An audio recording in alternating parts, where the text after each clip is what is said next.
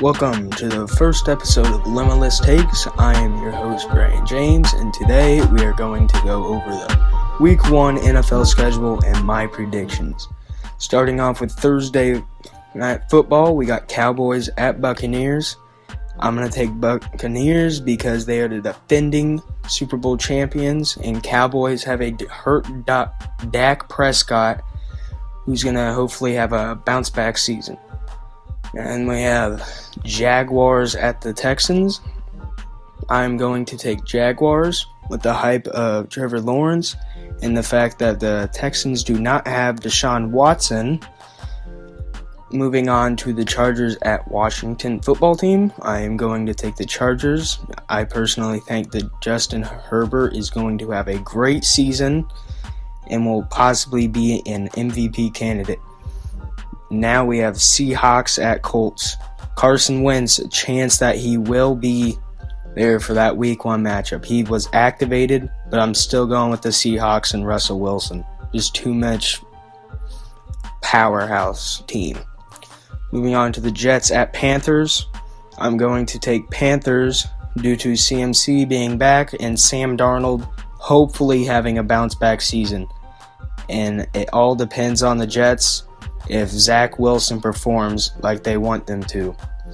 Moving on to Vikings at Bengals. I'm going to take Vikings due to Kirk Cousins hopefully having a great season and the fact Bengals do not have a great O-line behind Joe Burrow.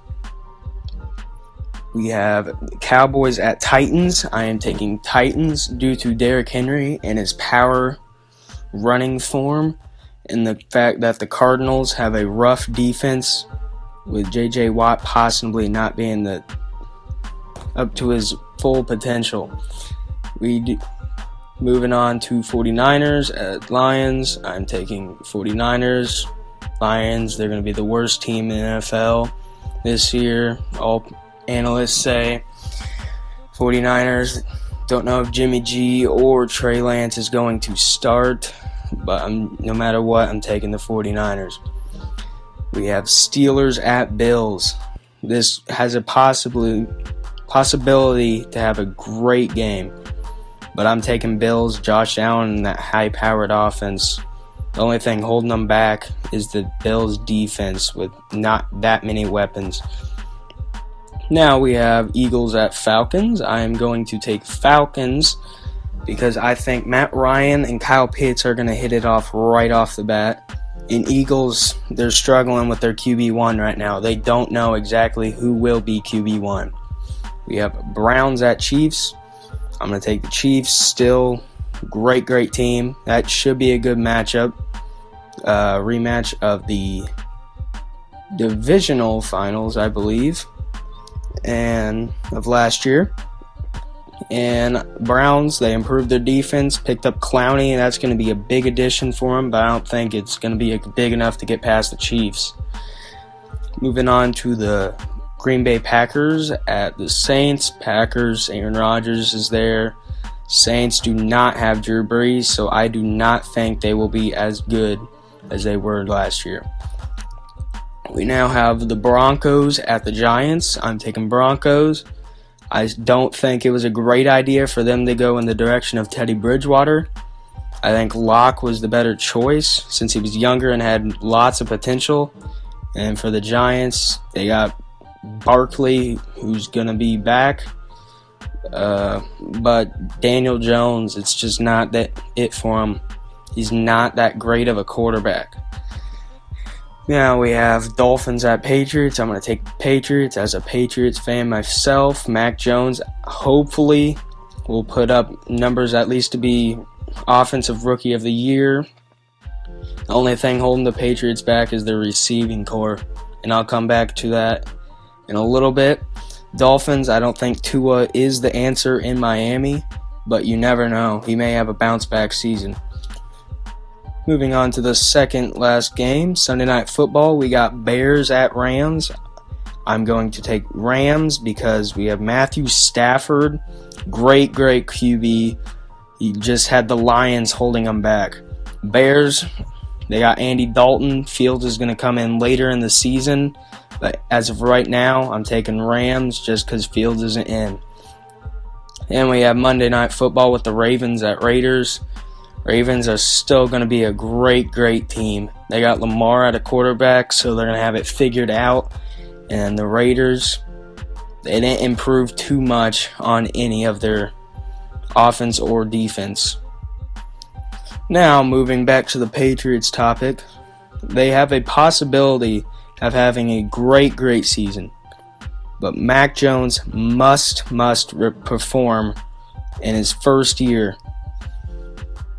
He's going to have weapons at the tight end with Hunter Henry and Matthew Judon. Jonnu Smith. Matthew Judon's going to be a great addition for the defense, though. Kendrick Bourne, Nelson Aguilar might be hits, but Aguilar always has an up and down season. He struggled at Eagles, went to Raiders for, I believe, a few years, struggled there a little bit, but hopefully he thrives in the Patriots offense. Moving on to the defense side, we got Gilmore, who's hopefully going to have a great season back. Great corner, backed up by J.C. Jackson, who is so underrated. He is way up there on cornerbacks in my rankings. And we got Jonathan Jones, great speed, another great cornerback for the Patriots. And they have a great secondary to defend anybody that passes. Devin McCourty back there at safety. I think it's a possibility that they may have a great defense. Now we're going to move on to talking about the Broncos with Von Miller back. That's going to make their defense even more better. I'm a fan of Von. I really like him. Great at doing things for charity. And then they have Patrick Surtain, a rookie, son of Patrick Surtain. Great corner there. I think he's going to be pretty good. Had a great pick six in the preseason. Offensively for them, we're going to have Teddy Bridgewater at quarterback, Melvin Gordon at running back, and then Jerry Jeudy at receiver and Cortland Sutton coming back. Two great wide receivers, and they're so young, with a possibility of having a ceiling way up there. Hopes are high for them. We got the Chargers with Justin Herbert. I think he's going to have a great season. Keenan Allen to throw to. Keenan Allen just runs routes so good. And we have Austin Eckler at running back, who's a great, fast running back, receiving type. Their defense may hold them back a little, but they got Joey Bosa, which is going to probably pull them through, and Derwin James. We got the Seahawks. A few people do have them having a down season, but they really didn't improve that much besides extending people. They still got Russell Wilson as quarterback. So you're with Russell as your quarterback, you're still going to always have a chance at a playoff run. They got DK at receiver, Tyler Lockett, so underrated. He catches basically every ball that Russell Wilson throws his way. One of the highest completion duos ever. We got on defense, Jamal Adams. Dude can't sack that much or get picks, but he's a blitzer.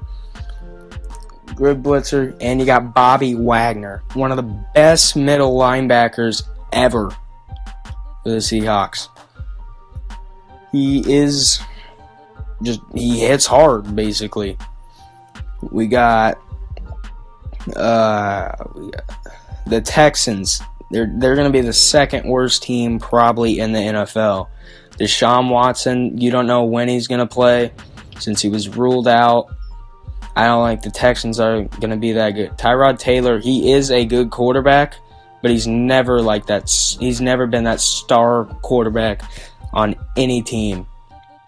He was last year, and then he got hurt. Herbert went in for him on the Chargers, performed great, and took that starting job. And receiving core, they got Brandon Cooks, He was a great receiver. A few years with Patriots and Rams. Defensive-wise, they lost J.J. Watt after he wanted to go, and it was let go. And that's about all they have, because Brian sucks as a GM, as he traded nothing, literally nothing, and got nothing out of the Hopkins deal. That was a terrible trade for him. And it just made the Cardinals so much better with Hopkins. He had that Hail Mary last year. Kyler, he's a great mobile quarterback where he can scramble if he needs to, or he can even throw. And that is it for the episode. Tune in next time. Peace.